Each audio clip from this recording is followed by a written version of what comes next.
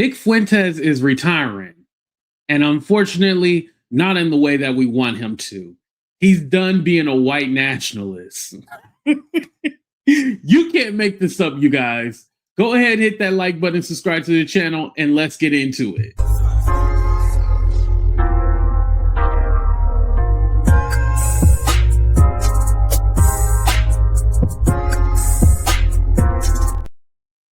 Now, has Nick Fuentes went woke all of a sudden? He's saying now it's filled with losers and people who just want to be mad for no reason. I mean, hasn't the movement always been that? Being angry for no reason, going with the whole replacement theory thing? Let's go ahead and check out what he says. Even a grape sent $20. The halftime show was in Spanish and all the performers were brown people. The message was, this is what America looks like, a mosaic of Latin peoples. Clearly it was political. Clearly it was a middle finger to white people. Weird take. Are you even a white nationalist at this point? Honestly, I don't feel like one anymore. I feel like, you know, do I want America to be a white country? Yes. I'm pro-white, but the movement has just been captured by losers and idiots. And I don't really, I'm kind of just done pandering. I fucking hate these people. That's how I feel about it. You know, when I look at what the movement has become, like the kind of impulses that have captured it, it's just kind of depressing. And I've always been forward thinking, and I've always been heterodox, and I've always been progressive in a way. And increasingly, I don't feel like I fit in with that anymore. You know? Mind you, it wasn't too long ago that he was saying that all black people should be in jail. But somehow he's very progressive. What the is he talking about?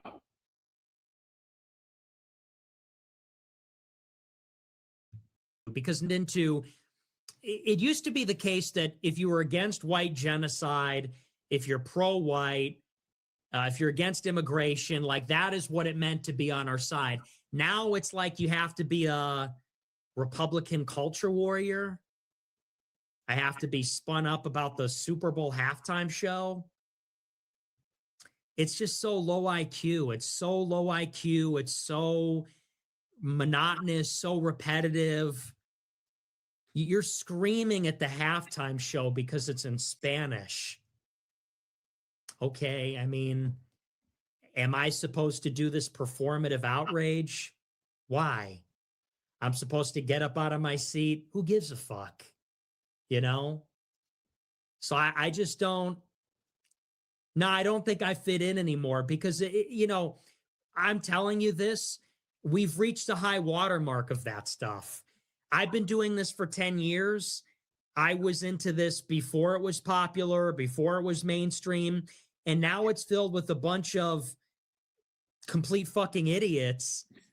And it's really just turned into signaling that you're a part of an in-group. And we're all... So he's like, I was a white nationalist before it was cool. Now everybody wants to be one. It's almost like he's bored with it. Like, it was cool back then. And, you know, it's kind of like his stance on Israel has changed. Like, basically, this guy is literally just a grifter. Like, he'll say one thing, he'll go with it for a minute, then he'll change to another thing and then stick with that. Like, he just bounces off of different things. Like, you know, at first, he was hell-bent on releasing these files, you know, the Epstein files, and now he's selling Jeffrey Epstein merchandise. And then he also says, oh, you know, it's okay to be a predator. You know, there's nothing wrong with it. This is who they follow. This is who they praise. So it's funny hearing a guy like this try to call other people a loser when these are your people. These are the people you groom to be just like you, disgusted and pathetic. Let's continue. We're going to have the same take, and we're all going to have the same opinion, and we're all going to say the same thing, and we're all going to engage in this elaborate performance. I don't know who it's for, why. We're all going to perform outrage. We're all going to perform and do the same jokes, and we're all going to have the same talking points. And I don't know. It's no longer interesting to me. It's no longer interesting. It's not funny anymore. It's not edgy. It's really just become a drag. At one point, we were the trolls, and now we're the butthurt ones. There was a point in time when we were having fun and we were laughing and we were trolling and we were making jokes. And now our side are the biggest butthurt faggots of all time. We don't condone hate speech, by the way. I should have probably edited that out before I played this. I apologize. You know, the far right has become the biggest butthurt faggots ever. Everybody's mad all the time. You can't make jokes. But that always has been them. You know, the funny part is that they always say, oh, the left, they do cancel culture. But it's all like, no, you guys do it as well, too. It wasn't not this side or that side. They both do cancel culture. And let's be honest about something. Cancel culture is what you make it, because now you can say whatever you want to, and some side or somebody will take you in. They'll be like, yeah, I feel that way too. Like, there's not really a cancel culture. Like, cancel culture really only affects Black people. White people, they'll get another job. Everyone's moral fagging about everything, purity spiraling. And people are, at the end of the day, people don't even really have a vision for what the country should be. I mean, half the people complaining about the halftime show aren't even white nationalists. They don't even know what the fuck they are. They just have these grievances. They don't care if America... Do you think Megyn Kelly gives a shit if America's white or not? Megyn Kelly is bitching about it. Like, you think Megyn Kelly is based? Megyn Kelly's screaming, the Super Bowl should be unifying. It should be in English. You think Megyn Kelly's a white nationalist? She isn't. She's just pandering to, like, I don't know, this like really bitter, like white resentment politics. And and that's the part that I wanted to get to. It's a lot of this whole this white resentment, you know, towards color folks. They basically don't like that America is changing. They don't like the demographic is changing. And so some people, I do believe that they think like that. Like Nick Fuentes, I believe that he really does feel that way. But you have the Tucker Carlsons, the Megyn Kellys and stuff like that. Basically what they're doing is going along with the trend. They know that this is very popular. A while ago, they would be people to call out like, oh, we're not racist. We don't think this. We don't think this way. We want everybody just to be American, blah, blah, blah.